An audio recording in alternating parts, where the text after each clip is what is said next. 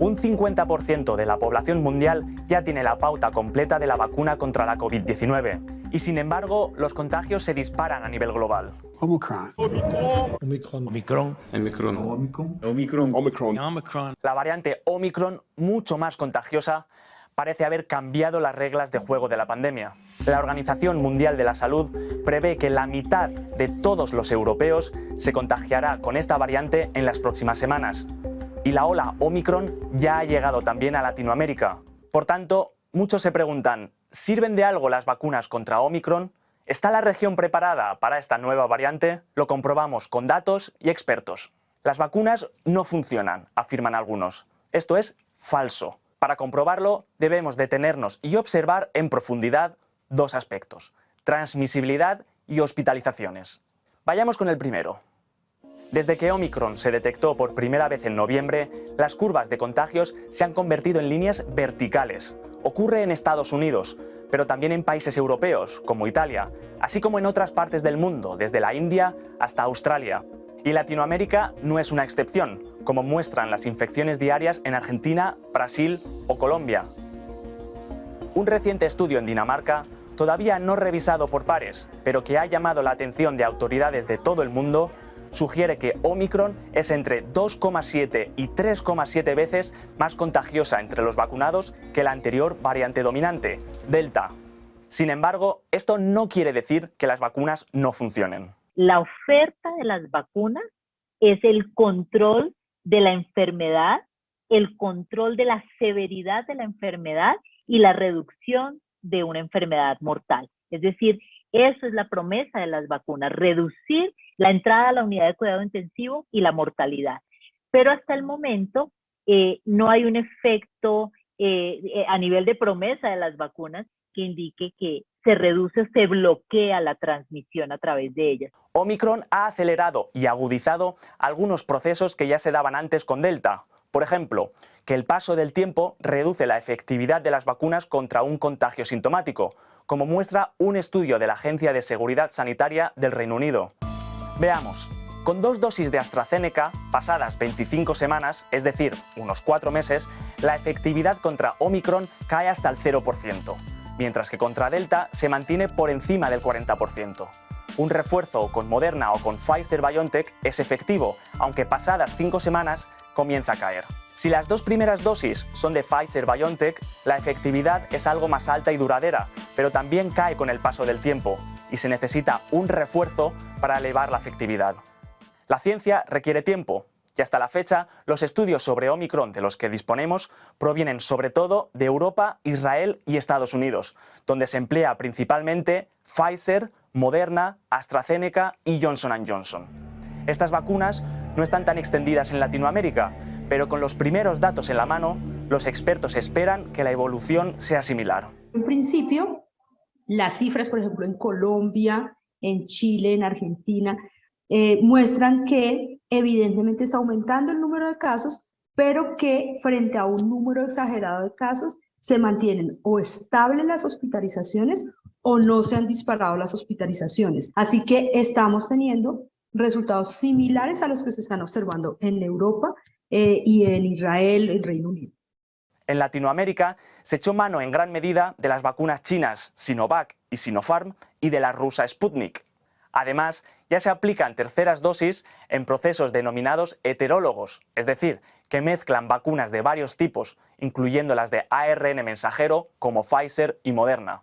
Creo que Latinoamérica tiene una alta tasa de vacunación, producto además de una oferta bastante diversa de vacunas que sumado a la infección natural por variantes particulares, pues nos deja en una posición importante a nivel de los niveles de inmunización que nos permitiría hacerle frente a una variante como Omicron. Hemos visto que las vacunas no son tan efectivas en frenar la transmisión. Hablemos, pues, del segundo punto clave, la hospitalización.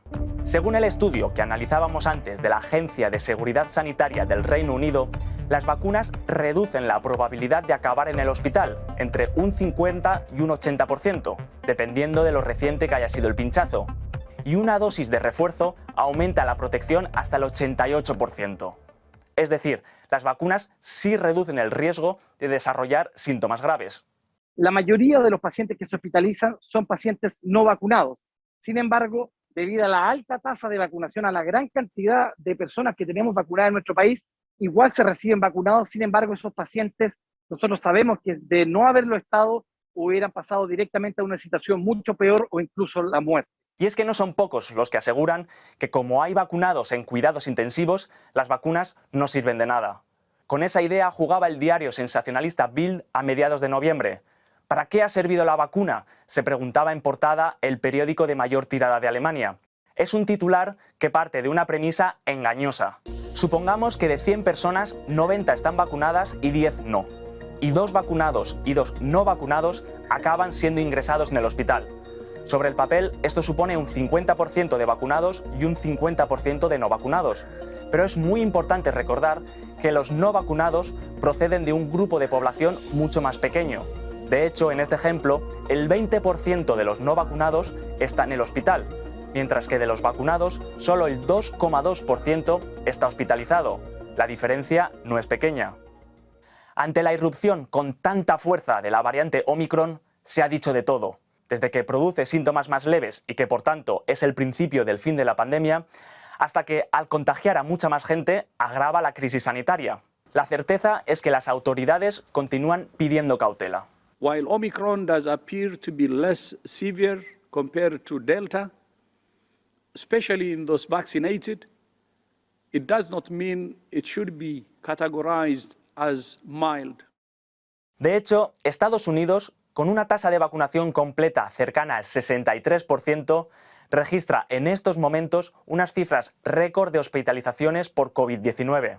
En Latinoamérica, la vacunación está muy avanzada, pero la región más desigual del planeta también lo es en el avance de la campaña de inmunización y, por tanto, de protección frente a la ola Omicron. La verdad es que Latinoamérica, Chile, y al igual que Latinoamérica, tiene sistemas de salud que son bastante limitados. Sin embargo, si vemos y dividimos al mundo por zonas geográficas o por continentes, hoy en día Latinoamérica es el continente que proporcionalmente tiene mayor cantidad de vacunados a nivel mundial. Eso probablemente va a ejercer algún tipo de protección para justamente evitar que Omicron se manifieste con toda su fiereza, a pesar de ser una variante al parecer menos agresiva. En Chile ya se comenzó a administrar la 4ª dosis, el segundo país del mundo, por detrás de Israel, en tomar la decisión. Pero desde la OMS se asegura que serán necesarias vacunas específicas contra Omicron y otras variantes que puedan surgir. Las farmacéuticas y los investigadores ya trabajan en su desarrollo y las primeras podrían estar disponibles en marzo.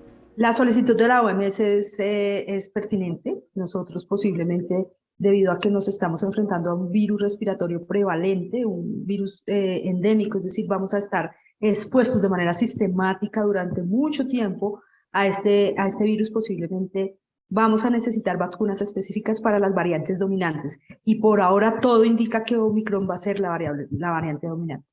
Como millones de personas en el mundo, yo también me contagié en diciembre. De hecho, este es mi primer día tras el fin de la cuarentena correspondiente, pero con la pauta de vacunación completa, solo sufrí síntomas muy leves. La vacunación no frena la transmisibilidad de Omicron, pero sí reduce la gravedad de la enfermedad de la COVID-19.